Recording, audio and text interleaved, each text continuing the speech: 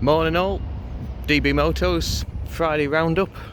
First one I've done for ages, so I'll just try and explain what's going on. Had some people ask if we're even still open because I haven't seen any videos come up. Well, yes, we're definitely still open, just haven't got time to do the videos. Oscar's in a bit later on a Friday morning. John's not in at the moment, he's on holiday, so there's just the two of us working as hard as we can. It's just giving me time to have 10 minutes to do this. Right, what we got? Little scooter come in for an exhaust to be fitted. This one is not doing so well. Yeah, it's a bit loud when it came in.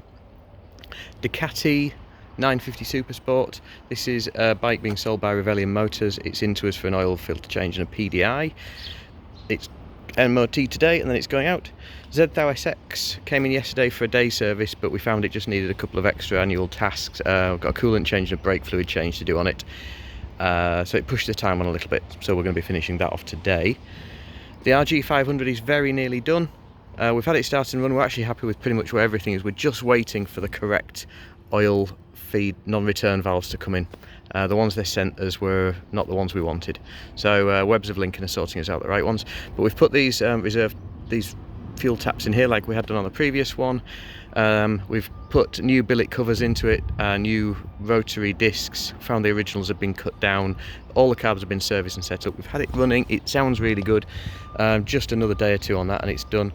The GPZ 750, this has been into us before.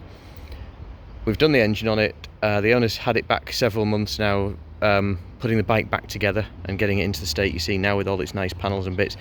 It's pretty much ready to go, so he wants us to do a sort of final start-up and service on it and get it all running just nicely as it should be. The 350 Moto, this has been on pause for a while. The owner had another bike with us, a Yamaha 3MA 250 reverse cylinder, and that needed a lot of setting up and work doing. So we put this on pause while we got his 3MA sorted. The 3MA's gone back. He sent me a rather nice set of pictures and text the other day to say he's out and about on it, and it's flying, so he's loving having that bike back. BSA Bantam, we've actually got two of these in at the moment. This is obviously just a sort it out and get it going job. Owners bought it as is and we're going through it. GSX 1400, downpipe's getting changed, some clutch issues to sort, oil and filter change and a general service and go through. KR1S, this is in for a bit of refurbishment as well. We've had the carbs off, they've been fully serviced back on. There's a list of work to do on it and we're halfway through the list at the moment. Lots of parts coming in today to carry on with that early next week. VFR 400, I'll do a video on this in the future because I want to include another video that the owner sent me of it on the dyno. It was basically exploding out of the engine oil filler plug. And when I say exploding, the video will explain what I mean. Not quite sure exact cause, but we've got the carbs off, we're giving them a full service. We think it was filling its engine with petrol through the carburetors and then that was igniting.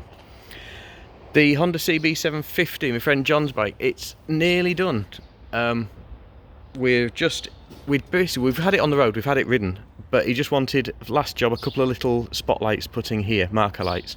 We were over in the Isle of Man at the TT a few weeks ago and he rides modern Suzuki with marker lights, and I said to him while I was at the front leading us on a ride, I could always tell when he was behind me because I could see those little pinprick lights in the background, and he realised how visible that made him. So he'd like us to put a couple on. So we found some from Germany, Kellerman they're made by. They're nice little discreet chrome solid metal body, not the plastic ones that you can get. Really good lights. They're indicator and marker lamps built into one, so we have to fit them and just wire them in. I'm guessing 2 to 3 hours to get that done. There's some crib list jobs on the bike to do, but not many at all, and that is pretty much done. Nice to see it all back together and running now. The CB500T, the engine's out of this. It had picked up on one of its cam lobes and camshafts. Somebody had done something with it and it had jammed and bent a valve. I think they tried to change a cam chain and maybe got it wrong, but they only bought it as it was, brought it into us, we stripped the engine down. It's not bad. It'll recover. Quite straightforward that. The CB1100RD, I'm sure Rob will be wanting us to do something on that again soon. We're just waiting for some bodywork to come back in. Again, 250 reverse cylinder TZR on the dyno, 3MA. This is having an Ignitec fitted, some carburetor issues sorted out, and back out again. Hopefully it won't be too long at all getting that finished off now. in here we've kind of emptied out for today because I want plenty of space.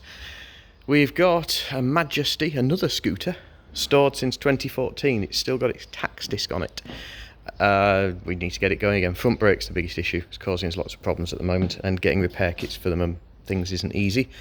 And RD400, this was binding up on the owner when he's in 6th gear at higher speeds, and it's done it twice. It's locked the back wheel and he's pulled the clutch and it's ground to a halt, but not. So it's whatever it is, it's a gear related issue. We were thinking it might have been kickstart initially from his description. So we've had all this apart, we've checked it all over. There's no way the kickstart can lock the engine up on these, even if it engages while it's running, because it's a one-way drive on the kickstart. The engine would have to be running backwards for the kickstart to lock it up. So as he was riding forwards when it did it, we know that wasn't the case. So we need to have the engine cases apart now. I suspect 6th gear is walking a little bit on the shaft. I've seen that before with these. I've never known one lock the gearbox up because of it, but I have seen them be very loose on their shaft and need sorting out. Workbenches are a bit untidy at the moment. Might have a chance today to go through those. As I say, there's just me and Oscar in this week. We've got 3 vehicles coming in to go out today as well. We've got a trike coming in. They can't stay with us because we don't have space, so we're doing a quick job on that today and it's out again. We've got something else coming in for a tyre. We've got something else coming in for something else. I'd have to check the diary. You can see why I get lost so easily with what's going on now. People ring me 2 days and then 2 days later ring me up again and go, I rang you about the clutch cable. I'll be thinking, what clutch cable? We can get 20 odd enquiries a day quite comfortably in here, so it's easy to see why it all blurs a little bit. But every bike that's in with us has a job sheet, and we list and catalogue everything we do, so we work through it with some organisation. So yes, it's going to be a busy Friday. It's going to be a very hot Friday, but by 4 o'clock this afternoon all this lot will have been worked through in some way or other, and they'll all be back inside and locked away for the weekend.